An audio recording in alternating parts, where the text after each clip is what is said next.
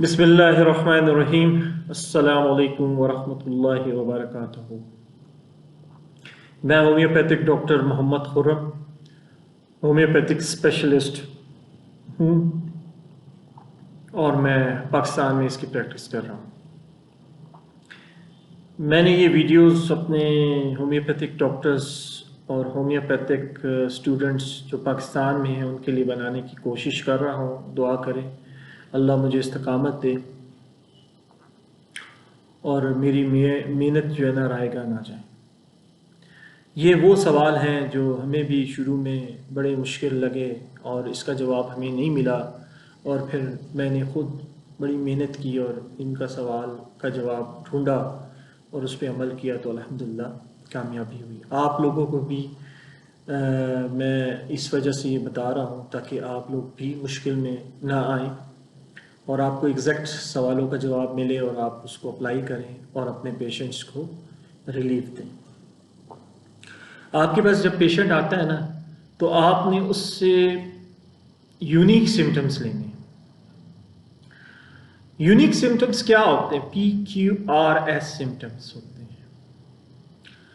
अब PQRS symptoms वो होते हैं, इसमें आपने उसमें फिजिकल, जर्नल, उसकी बीमारी के सिम्टम्स, उसके माइंड सिम्टम्स, इसमें सब आपने उसके PQRS सिम्टम्स को नोट करता है।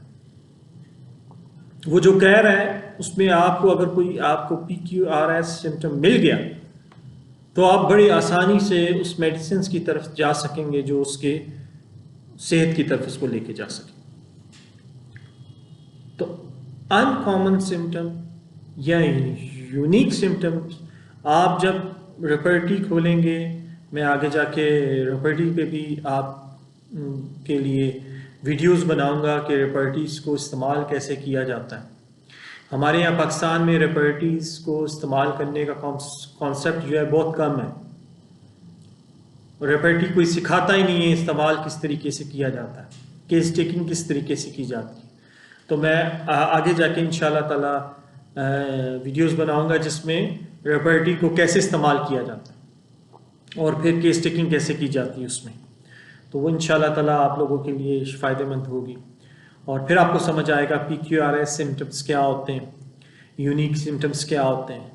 तो जब आप ये आपको पता चल जाएगा तो आपके पास जब पेशेंट आएगा वो 20 मिनट बात करेगा तो 20 मिनट में 2 बातें ऐसी करेगा जो आपके काम की होंगी।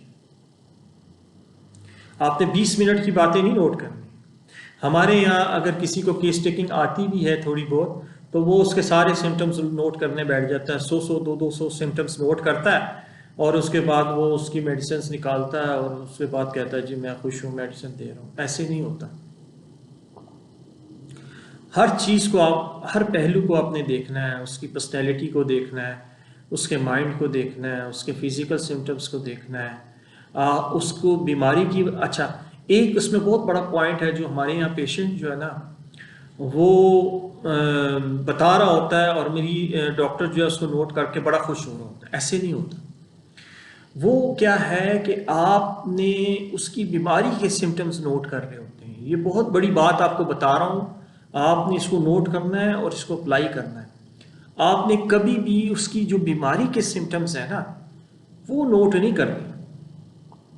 मैं जैसे एक मिसाल आपको देता हूँ, आप किसी की सर्दी गर्मी के सिम्टम्स नोट कर रहे हैं कि उसको ठंड ज़्यादा लगती है या गर्मी ज़्यादा लगती है।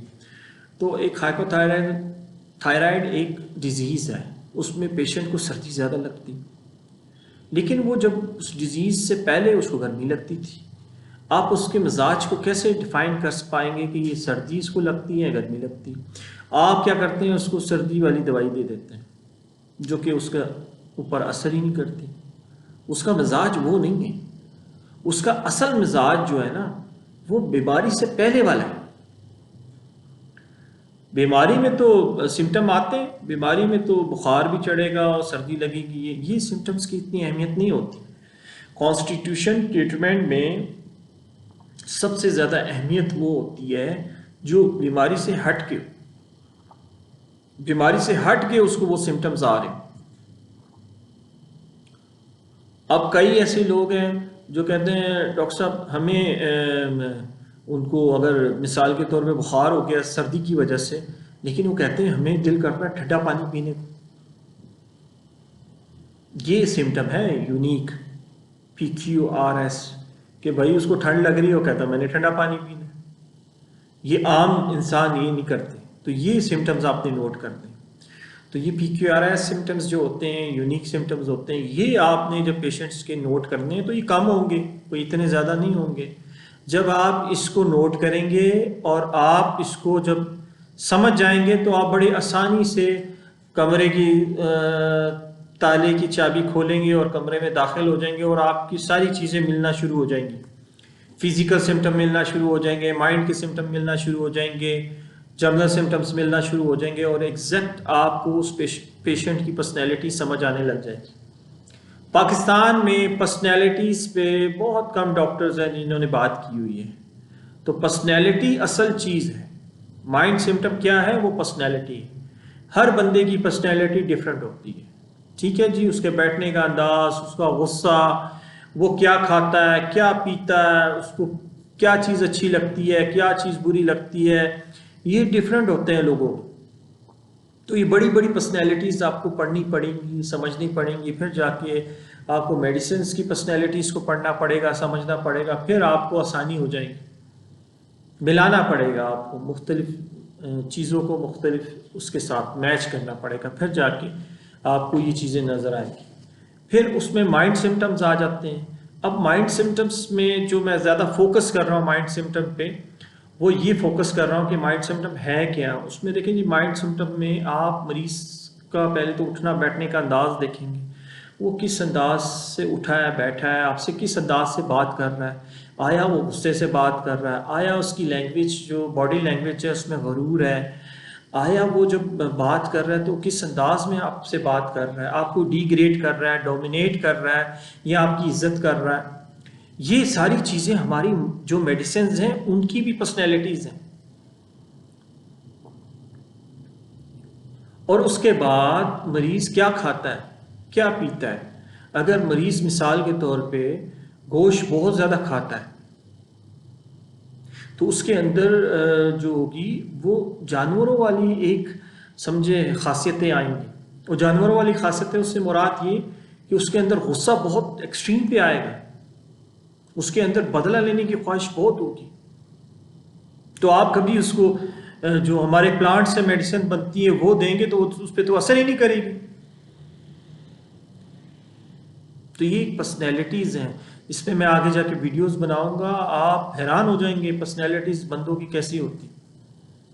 तो आपने उस मरीज़ को देखना है कि वो मरीज़ जो है वो किस पर्सनैलिटी से ताल्लुक़ रखता है। आया वो मासूम है, उसकी बातों में मासूमियत है, आया वो आपके पास अगर कोई फीमेल आ जाती है, वो अपने आपको सिम्टम्स बताते बताते रोने लग जाती है तो हसास है वो।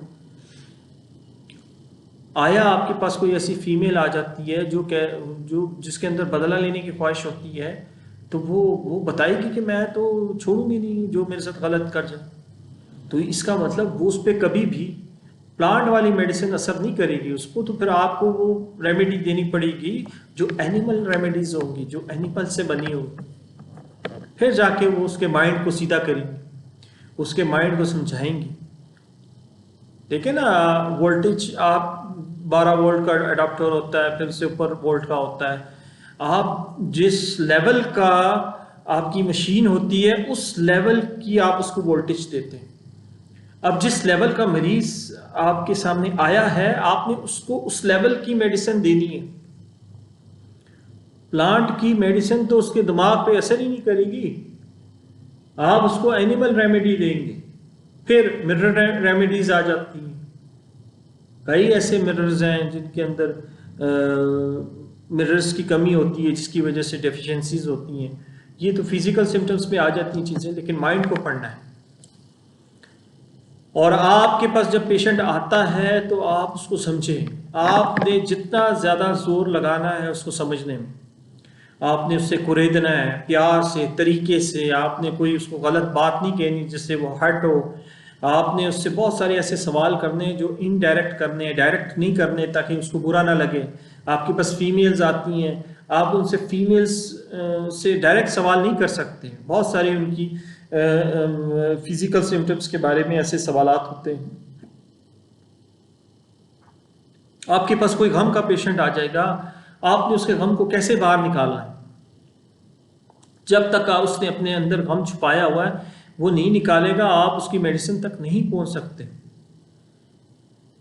आपने कॉज ढूंढना है, वजह ढूंढनी। अगर आपको वजह मिल गई, चाहे वो 20 साल पुरानी हो, चाहे वो 30 साल पुरानी हो, चाहे वो बचपन की हो। मेरे पास एक पेशेंट आया, मैं आपको साथ साथ मिसाल देता हूँ। मेरे पास एक पेशेंट आया, उसकी उम्र तकरीबन 30-35 साल उम्र थी उसकी, और उसकी हाइट और उसकी जिसामत बहुत अच्छा हेल्दी नौजवान था। लेकिन वो जब आया तो मैं उससे बात कर रहा था, तो उसकी बात करने के अंदाज में मुझे खौफ नज़र आ रहा था। एंजाइटी का वो पेशेंट था। तो मैंने उससे जब पूछा कि भाई ये मसला क्या है, तुम्हें एंजाइटी कब से हुई, तो वो उसने पहले नहीं बताया। लेकिन जब मैंने उसको मोटिवेट किया, उसको समझाया, तो उसने मुझे समझाया कि जब मैं छोटा था तो मेरे वालिद साहब मुझे मारते थे, छोटी छोटी बातों पे मेरी पिटाई होती थी। जब वालिद साहब फोत हो गए तो फिर मुझे भाई मारने लग गए, कोई गलती होती थी मारते थे, और मैं डर जाता था। और फिर एक रात ऐसे हुआ कि मैं रात को खौफजदा होके उठा, पसीने पसीने हो गया, और उस दिन के बाद अब मैं रात को खौफजदा होके उठता हूँ और मैं डर जाता हूँ, एंजाइटी में चले जाता हूँ, डिप्रेशन में चले जाता हूँ। कहीं कोई लोग लड़ रहे हो तो मुझे खौफ आने लग जाता, कहीं ये मुझे मारे ना। तो अल्हम्दुलिल्लाह मैंने उसकी पर्सनैलिटी को समझा, और उसके बाद उसके कॉज को समझा। अब वो उसका कॉज मैं तकरीबन उसके मैं 25 साल पीछे चले गया। मुझे कॉज ढूंढने के लिए 25 साल उसकी पीछे जाना पड़ा, और जब मुझे उसका कॉज मिला और मैंने उस कॉज का इलाज किया, और वो अल्हम्दुलिल्लाह 2 महीने में वो बंदा ठीक हो गया। आपको मरीज़ के साथ एक रिश्ता कायम करना पड़ता है। ऐसे नहीं जो हमारे एलोपैथिक डॉक्टर्स प्रैक्टिस कर रहे हैं, वो बंदे का नाम देखते हैं तो उसको कंपनी नज़र आ जाती है और वो उसी कंपनी की मेडिसिन लिख के दे देता है और कहता जाओ। ऐसे नहीं है, हमें डिफरेंट करना पड़ेगा, और डिफरेंट हो रहा है पूरी दुनिया में। होम्योपैथिक डॉक्टर्स डिफरेंट कर रहे हैं, वो क्रॉनिक से क्रॉनिक डिजीज़ को ठीक कर रहे हैं, ऐसी डिजीज़ कैंसर को ठीक कर रहे हैं, ट्यूमर्स को ठीक कर रहे हैं, एंजाइटी को ठीक कर रहे हैं। आप कोई भी बीमारियों का नाम लें, उसको वो ठीक कर रहे हैं, लेकिन उसके बैकग्राउंड पे वो बीमारियों को ठीक नहीं कर रहे होते हैं, वो मरीज़ को ठीक कर रहे होते हैं। ठीक है ना जी? तो मरीज़ जब ठीक होगा तो सारी बीमारियां उसके ऊपर जैसे आई होंगी उसी तरीके से आहिस्ता आहिस्ता जाना शुरू हो जाएंगी। तो ये एक मुख्तसर सा केस टेकिंग थी, जिसमें आपको सारी पता होंगी कि जी इसकी प्यास कैसी है, नींद कैसी है, ख्वाब कैसे हैं, सोने की पोजीशन क्या है, उसके फिजिकल सिम्टम्स क्या है, माइंड सिम्टम, ये सब पता है। आप एक होम्योपैथिक डॉक्टर को सब पता है, लेकिन वो बातें उसको नहीं पता जिधर वो गलतियां करता है। वो गलतियां मैं आपको समझा रहा हूँ। मुझे कोई ज़रूरत नहीं है आपको शुरू से पढ़ाने की और शुरू से आपको सारी चीज़ें बताने की, आपको पता है। होम्योपैथिक डॉक्टर बड़ा हजरत होता है, वो सारी जगह उसको पता होता है कि जी मैं क्या करूं क्या ना करूं। वही डॉक्टर अच्छा होता है जो डॉक्टर सही ट्रैक पे चल रहा होता है। उसके लिए बड़ी मुश्किलात होती हैं, उसको बड़ी प्रॉब्लम्स आती हैं, उसको बहुत लोग क्रिटिसाइड करते हैं, उसको बहुत लोग बड़ा कुछ कहते हैं। ठीक है ना? तो कहने का मकसद है कि आपको ये समझना है कि आप किस जगह पे गलत है। अब मैं आपको थोड़ा सा मुख्तसर सा इसका फॉलो बता देता हूँ, ताकि आप लोगों को पता चले कि मैंने क्या क्या बातें कही।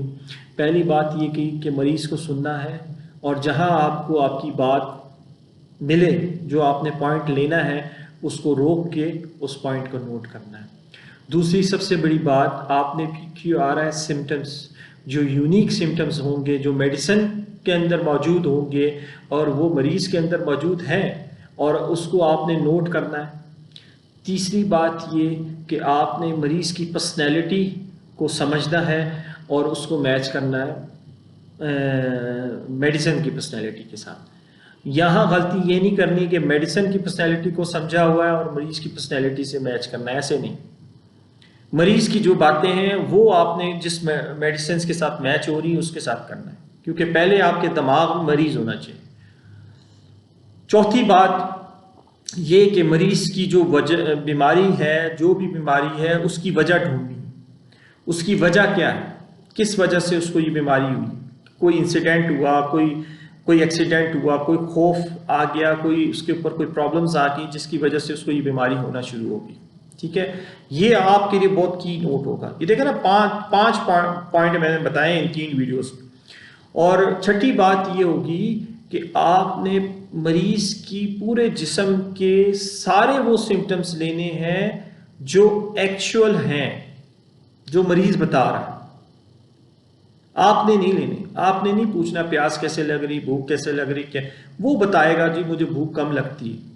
ठीक है, वो जो बताएगा मुझे भूख नहीं लग रही, मुझे वो पॉइंट होंगे, वो नोट करते हैं।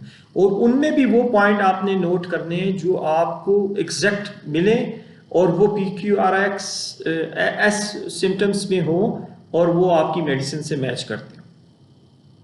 ठीक है जी, फिर आपने उसकी उसकी हिस्ट्री लेनी है, वो किन किन बीमारियों से गुजरा और वो बीमारियां उसको क्यों हुई।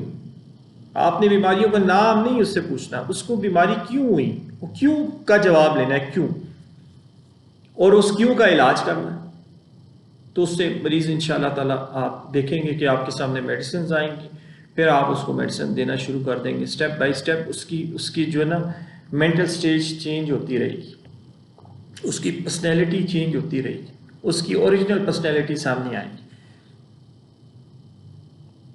तो ये छोटा सा एक मैंने 3 वीडियोस इसलिए बनाई केस टेकिंग के हवाले से कि आपको समझ आ जाए कि हम कहाँ गलती करते हैं। और सबसे बड़ी बात ये होती है, जो छठा पॉइंट ये है कि हम हर वक्त ये कोशिश करते हैं कि फ़ौरन मरीज़ की मेडिसिन को चेंज कर देते हैं। ऐसे नहीं होना चाहिए। आप जब किसी पे देखें ना, आप किसी को एक बात कहते हैं और आप उसको धोखा दे देते हैं तो वो आपको दोबारा पे एतबार नहीं करता।